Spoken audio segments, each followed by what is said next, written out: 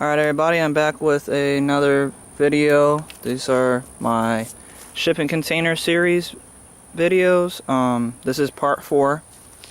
I told you guys that, I just kind of finished up the flooring, sort of. I put a break on that for right this second because in order for me to finish up, I gotta make sure this wall is up where it needs to be at.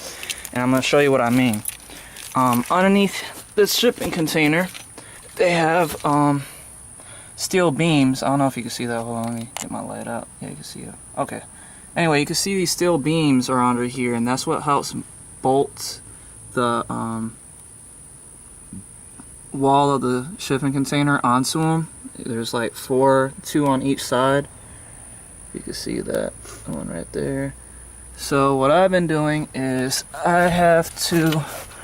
they're made out of aluminum. The bolts are, and what I see how they're corroded and they broke off and the wall's not on now.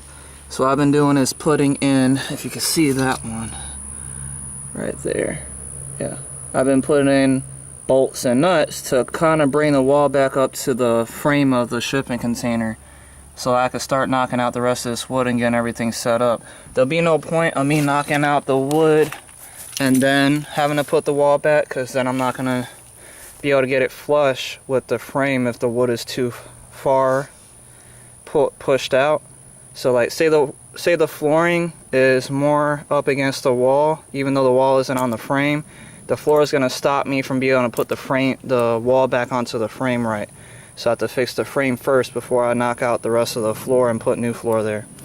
Anyway, how I'm doing this is, since the bolts are made out of aluminum, these right here, I don't know if you see it right there. I've been using my rotary cutter or grinder, whatever you want to call it, and I cut the bolts off just like how I did this one over here. I grind it into the aluminum. All of it is aluminum, so it cuts pretty quick, and there isn't any sparks or anything flying in the air. And what I do is just put a bolt and a nut. I don't have any washers for these bolts. These are 5/16. And I don't have any washers for them, so I'm just using the bolt and the nut. The hole is big. They're big enough to fit right through.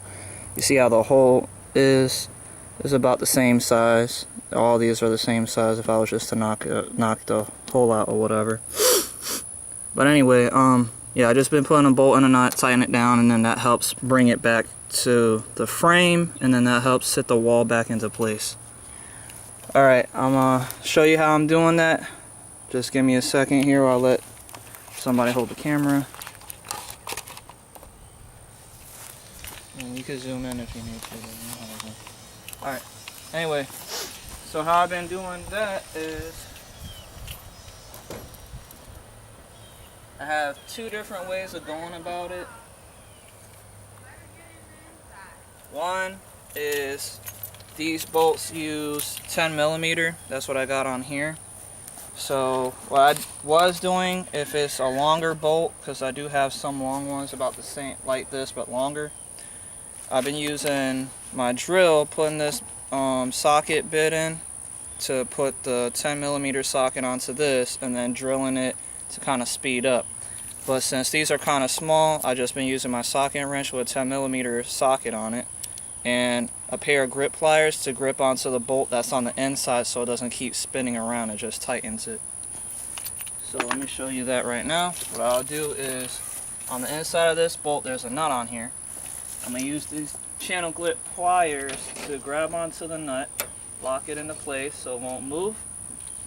You'll see this move a little bit, but then it'll stop because it'll like maybe turn all the way up and then get stopped against the wall or the floor of the shipping container. Anyway, all I'm doing is putting it inside 10mm and just cranking it down like if you was to tighten any bolt on anything else. And with me tightening it, it's slowly pushing the wall up against the frame of the shipping container.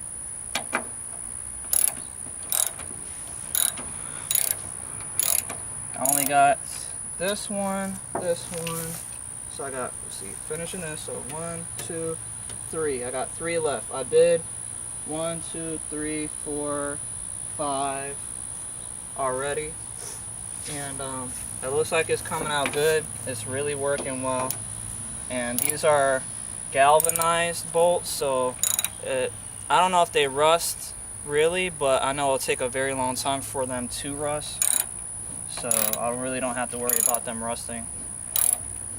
They're made for outside use, really. I just keep tightening so I can't really tighten too much anymore, and that's when you know it's pretty much up against the frame.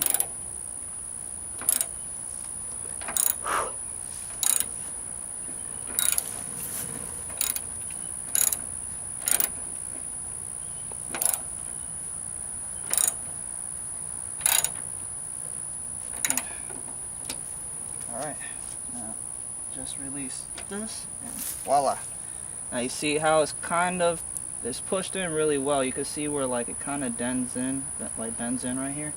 And that's a good thing, because I need to have the wall back up on where it needs to be at.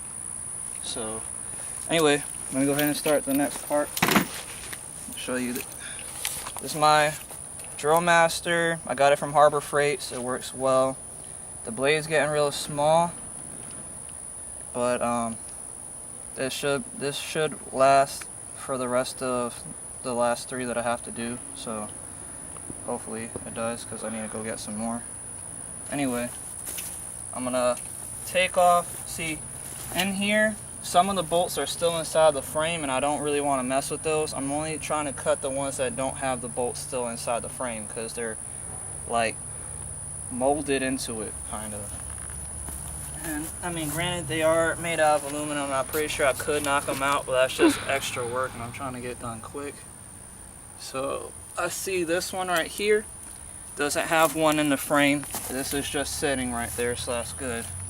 All I gotta do is just cut this off. Then I'm gonna drill a hole through the rest of it, and then just tap it out of there.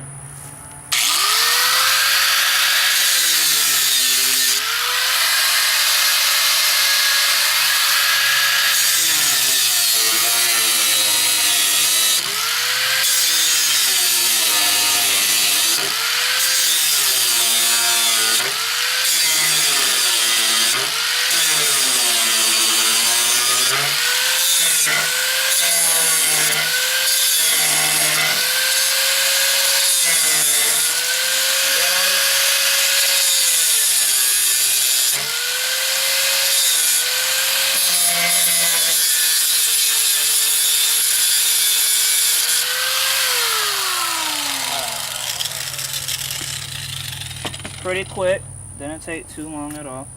Now I just get my drill, and if you can see that, I don't know if you can see that. You zoom in real close. You can see this size hole. You can actually see the whole indent right here when you cut it off, if you have to do this to yours. And all I'm doing, I could make a pilot hole, but there really is no point, because I'm going to drill out the whole thing and knock it out. So I'm just trying to make sure it's center enough with just me regularly drilling. I just start off slow.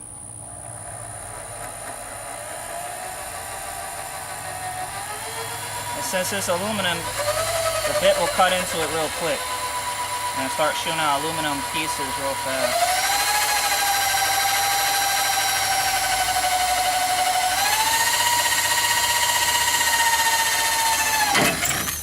Alright, it pierced through, which is good. Now I'm going to open it up some by drilling up and down and sideways.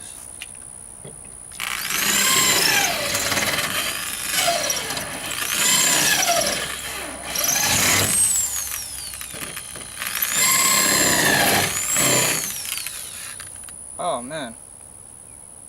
Hehe, my drill bit snapped. Yeah, that's the only dangerous part about all this, is that your drill bit could break. I don't really mind, because I got a lot of drill bits. If I need to, I'll go get some more.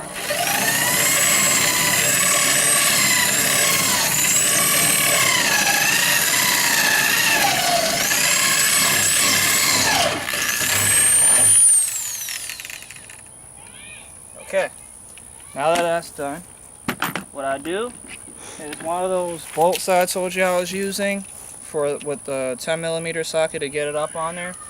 Since I know I drilled the hole out, you can see that this fits in there perfectly. You see that? So what I do is I put it in, kind of, and just tap out the rest of that bolt that I'm drilling through. So that way I don't have to worry about, you know, it coming apart or something stupid. I need to move it out of the way. So all I'm doing is I tap on it, just smack it like 2 good times, and the whole rest of that bolt that I was drilling through just slides right out of there. There it goes. And you'll see it. I'll show you what it looks like. Yeah, I'm pretty sure, you know, when you guys are making your shipping container, maybe you're not going to be doing all this extra work like I am, but just in case, you really never know what you're going to be doing. I'm just using this long flathead screwdriver to kind of knock the rest of that rivet out. Okay, now that I did that, now I can show you what I was drilling through. See this piece right here? That's that bolt that I was telling you that was like pretty much welded in there. I mean, it got all decayed and corroded, and that's what I'm drilling through, and that's what I tapped out of there.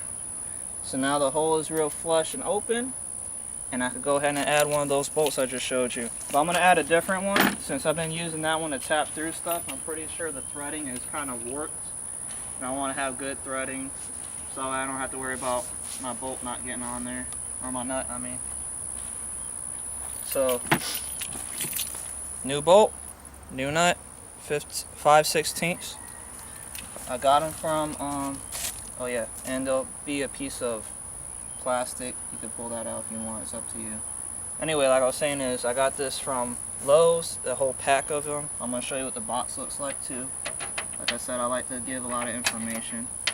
You see how that just sat right through there? Now I'm just getting the nut kind of started. Alright, now I just grab my pair of channel grip pliers and grip onto the bolt, clip on it,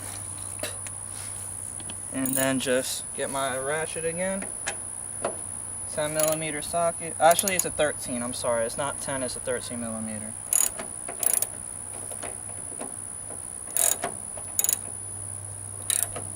Just keep going at it.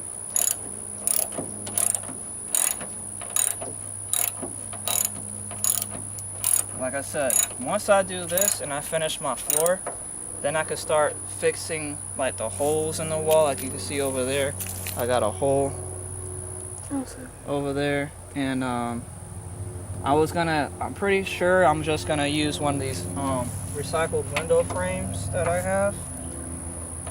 They were just lying around, so I figure why not use I use my cutter to cut these old bolts off. I'm gonna use the same one to cut a hole out of the wall of the shipping container to the right size, and then put 2x4 around that window frame hole, make a window frame, and then attach the window to the 2x4s. But that's later on. I'll do a video on that too. I don't know how many videos I'm gonna have on my shipping container series, so just bear with me. I mean, right now I'm on video 4.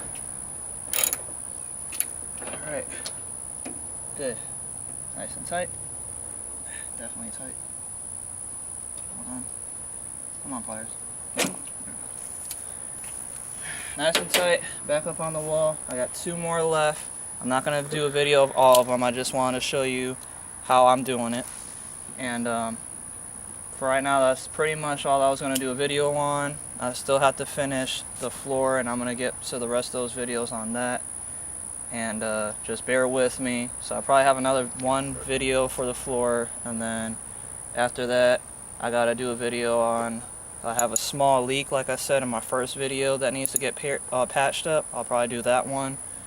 And then a video on cutting out the wall of the shipping container for my window.